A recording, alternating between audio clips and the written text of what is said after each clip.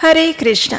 आप सभी को आज से आरंभ होने वाले आषाढ़ मास की बहुत सारी शुभकामनाएं। सबसे पहले तो पिछले ज्येष्ठ मास में हमारे द्वारा सुनाई गई प्रतिदिन पौराणिक कथाओं का श्रवण आपने किया और इन सभी कथाओं को अपना प्रेम और आशीर्वाद प्रदान किया। इसके लिए आप सबका बहुत बहुत धन्यवाद। हमें आशा है कि आपने पूर्ण नीति नियमों के साथ इस ज्येष्ठ मास का पालन किया होगा। और जैसा कि आप सब जानते हैं, कल जगन्नाथ जी की स्नान यात्रा थी, ज्येष्ठ पूर्णिमा, और उसी के साथ ज्येष्ठ मास पूर्ण हुआ और आज से आषाढ़ मास का आरंभ हुआ है।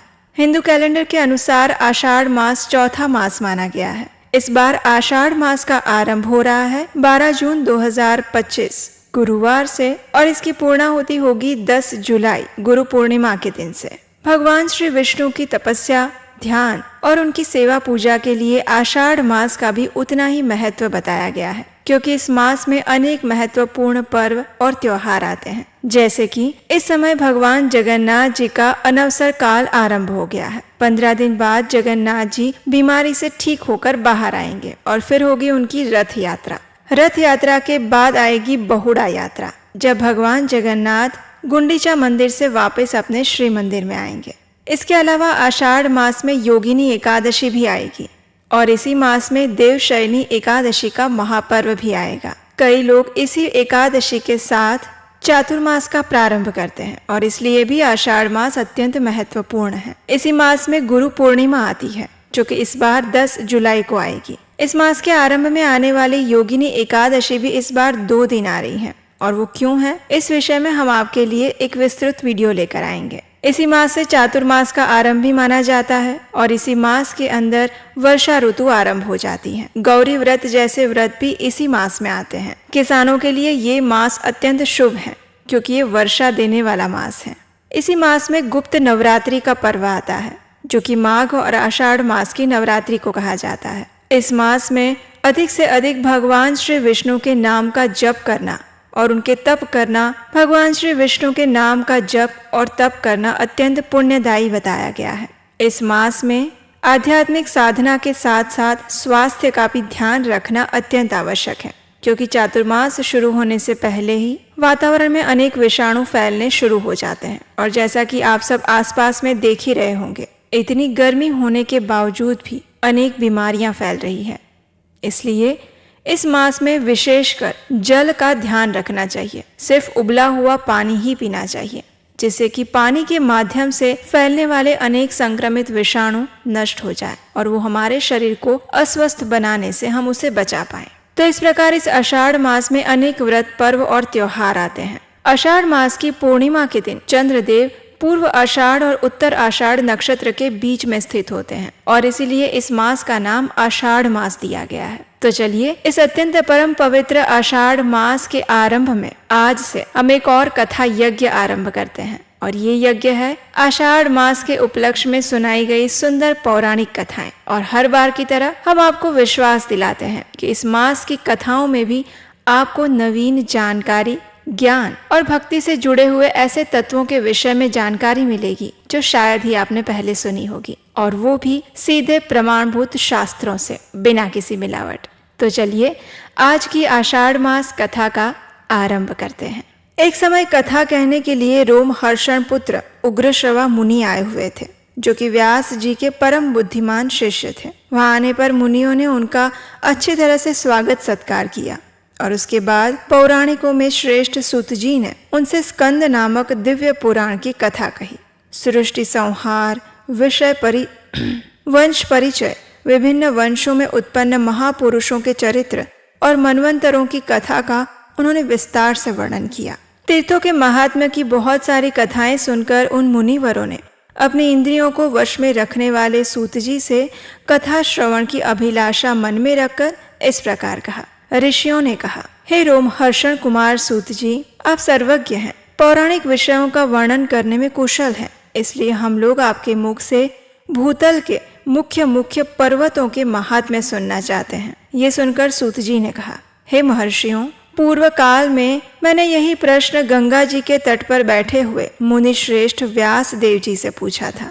इसके उत्तर में मेरे सर्वोत्तम गुरु व्यास जी ने इस प्रकार कहा था। व्यास जी ने कहा, हे सूत, प्राचीन युग की बात है। एक दिन मुनि श्रेष्ठ नारद अनेक प्रकार के रत्नों से सुशोभित सुमेरु पर्वत के शिखर पर गए और उसके मध्य भाग में ब्रह्मा जी का अत्यंत प्रकाशमान, दिव्य और विस्तृत भवन देखा। उसके उत्तर प्रदेश में पीपल का एक उत्तम वृक्ष था, जिसकी ऊंचाई 1000 योजन की और विस्तार उससे दुगना था।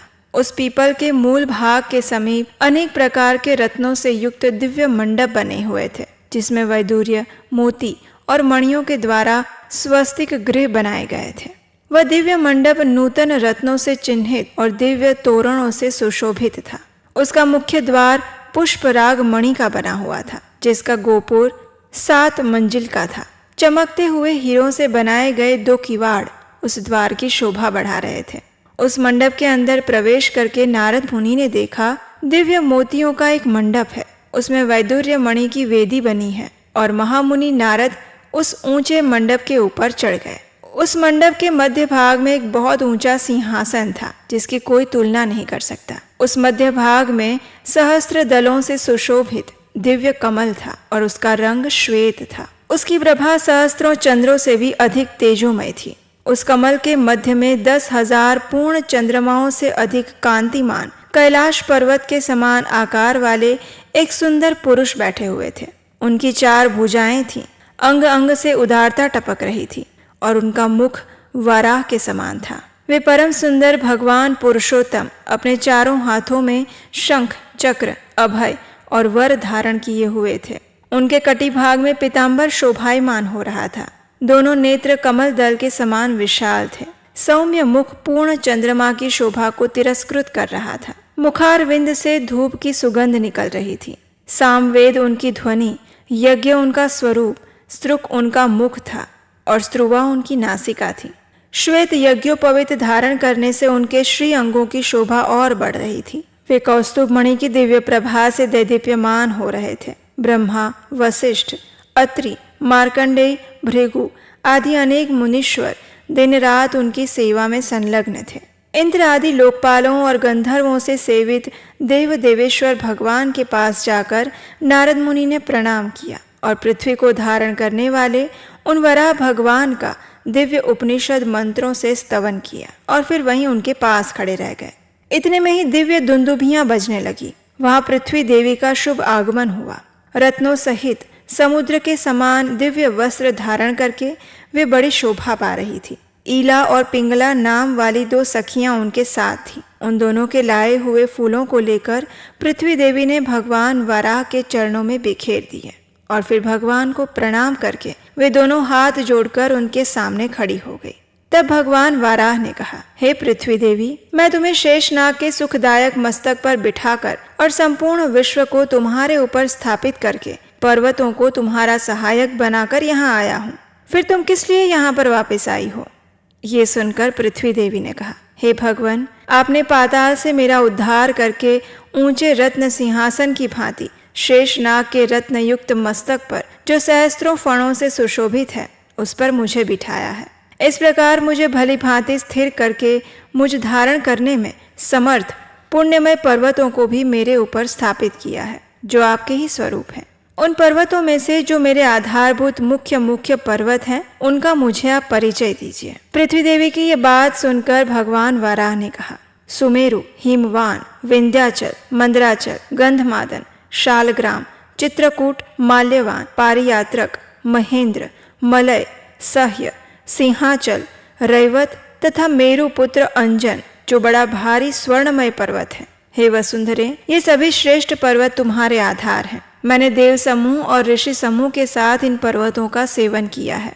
हे माधवी, इनमें जो श्रेष्ठ पर्वत हैं, उनका यथार्थ वर्णन करता हूँ। सुनो। शालिग्राम, सिंहाचल और गिरिराज गंधमादन ये उत्तम शैल हिमालय की ओर उत्तर दिशा में स्थित हैं। हे वसुधे, अब मैं दक्षिण के प्रधान पर्वतों का नाम बताता हूँ और ये पर्वत हैं अरुणाचल, हस्ती पर्वत, गृधाचल, खटिकाचल। ये सभी श्रेष्ठ पर्वत क्षीर नदी के समीपवर्ती हैं। हस्ती पर्वत से 5 योजन उत्तर सुवर्ण मुखरी नामक उत्तम नदी बह रही है। उसी के उत्तर तट पर कमला सरोवर है। जिसके किनारे शुकदेव जी को वर देने वाले और भक्तों की पीड़ा का नाश करने वाले भगवान श्री कृष्ण बलभद्र जी के साथ निवास करते हैं। शुद्ध चित्त वाले वानप्रस्थ मुनि सदैव उनकी आराधना करते हैं। कमला सरोवर से उत्तर 2 कोस की दूरी पर कल्प वृक्षों से सुशोभित श्रेष्ठ वन में श्री वेंकटाचल नामक प्रसिद्ध पर्वत है, जो भगवान विष्णु का महान आश्रय है।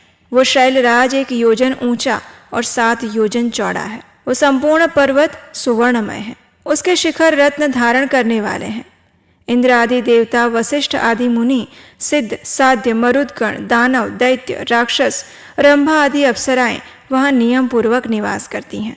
इन सबसे सेवित अनेक नदियां हैं, जिनका दर्शन पुण्यप्रद है। उस पर्वत पर अनेक प्रकार के दिव्य सरोवर भी शोभा पा रहे हैं। इतना कहकर भगवान वाराहदेव ने सभी तीर्थों में प्रमुख ऐसे चक्र आदि तीर्थों का वर्णन करना आरंभ किया, और उसकी कथा का श्रवण हम करेंगे हमारी इसी आषाढ़ मास कथा की अगली कड़ी में। और वो आप तभी सुन पाएंगे जब आपने याद से आपके अपने चैनल उपदेश शास्त्रकम को सब्सक्राइब करके रखा होगा। तो एक बार देख लीजिए, और नहीं किया है तो अभी सब्सक्राइब कीजिए और नोटिफिकेशन ऑन रखिए, ताकि कल आने वाली प्रातःकाल की आषाढ़ मास कथा को आप सरलता से सुन पाएं।